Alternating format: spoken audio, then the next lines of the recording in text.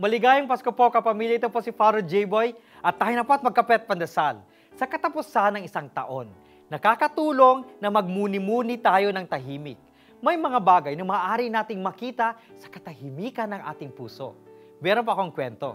Nilapitan ng isang lobo ang isang manok. Sabi ng lobo, "Nagmana ka daw sa iyong nanay, lalong-lalo na sa galing ng iyong pagkanta. Sige nga, ipakita mo nga sa akin."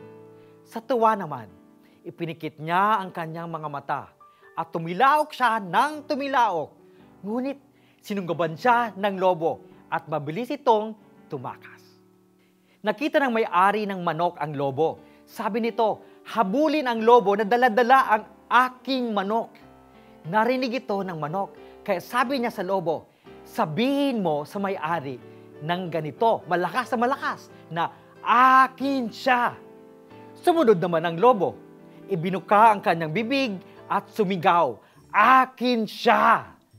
At nakatakas ang manok. Sising-sisi ang lobo. Sabi niya sa sarili, "Kung hindi ako madaldal, masarap na sana ang pagkain ko ngayong gabi."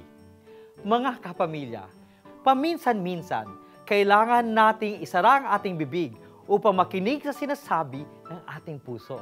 Ipagdasal natin na patuloy tayong magnilay sa ating buhay, lalong-lalo na sa pagsalubong sa bagong taon at sa ating bagong buhay. Magandang umaga po.